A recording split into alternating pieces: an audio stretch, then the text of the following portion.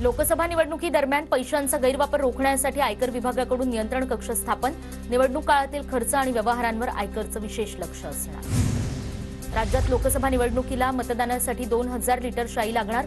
प्रत्येक मतदान केंद्रावर 10-10 मिलीलिटरच्या 2 बाटल्या देण्यात येणार।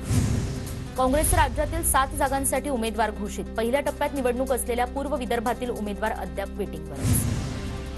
बारामतीमध्ये आज 2 व्यापारी मेळाव्यांचं आयोजन। दोन्ही व्यापारी मेळाव्यांना शरद पवार उपस्थित राहणार।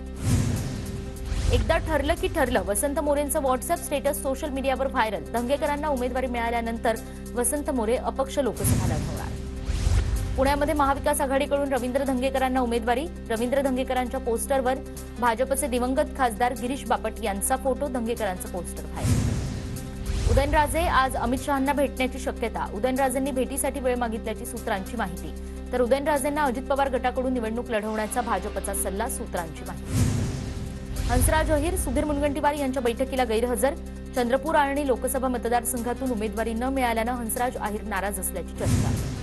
पृथ्वीराज चव्हाण महाराष्ट्रातून काँग्रेसचे प्रचार समिती प्रमुख। काँग्रेस अध्यक्ष मल्लिकार्जुन खरगेंकडून चव्हाणांची नियुक्ती। लोकसभा निवडणुकीच्या पार्श्वभूमीवर साताऱ्याच्या कराडमध्ये काँग्रेसच्या विविध सेलच्या पदाधिकाऱ्यांची एकत्रित बैठक।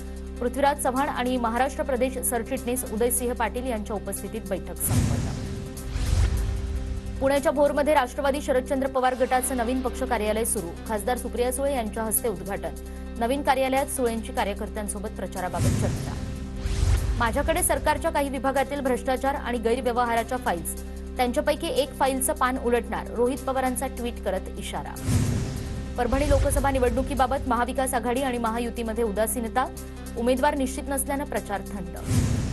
नागपुरात लोकसभा निवडणुकीची रणधुमाळी जोरात। वर्ध्याचे भाजप उमेदवार खासदार रामदास तडस यांच्या प्रचाराच्या नियोजनासाठी वॉर रूम सज्ज। भोसरी भूखंड घोटाळा प्रकरणी एकनाथ खडसेंना दिलासा। एकनाथ खडसेंसह पत्नी आणि जावयाला जामीन। बाजारभावापेक्षा कमी किमतीत जमीन खरेदी केल्याचा खडसेंवर आरोप। नाशिकमधील केबीसी घोटाळ्यातील सूत्रधारांची 84 कोटींची मालमत्ता जप्त। तिप्पट परताव्याचा आमिष दाखवून फसवणूक करणाऱ्या आरोपींवर ईडीची कारवाई। नाशिकमध्ये सिटीलिंग बस कर्मचाऱ्यांचा 8 दिवसांपासून संप सुरूच। कर्मचाऱ्यांच्या संपामुळे विद्यार्थ्यांसह नागरिकांचे हाल। होळीनिमित्त विशेष रेल्वेगाड्यांचं तिकीट मिळेना। नियमित धावणाऱ्या रेल्वेगाड्यांसह विशेष गाड्याही पूर्णपणे आरक्षित।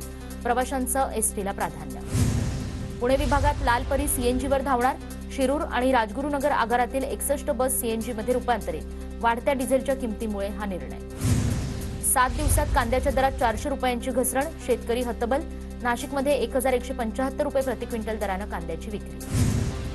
कोणत्याही शासकीय कार्यालयात कामासाठी अधिकाऱ्यांकडून पैशाची मागणी होत असल्यास तक्रार करा।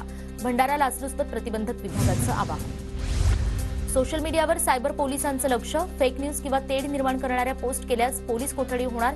भंडारा सायबर विभागाची माहिती। अकोल्यात महापालिका ॲक्शन मोडवर। शहरातील बॅनर हटवण्यास सुरुवात। साताऱ्याच्या कराडमध्ये मतदान जनजागृती कार्यक्रमाचा शुभारंभ।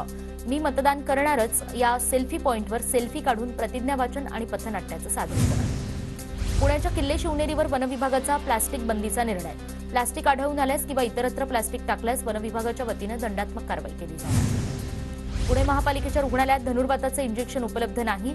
गेल्या 6 महिन्यांपासून राज्य सरकारकडून या इंजेक्शनचा पुरवठा नाही। पुण्याच्या भोरमधील धावडी गावात श्री जानुबाई देवीच्या यात्रेनिमित्त भव्य कुस्ती स्पर्धा।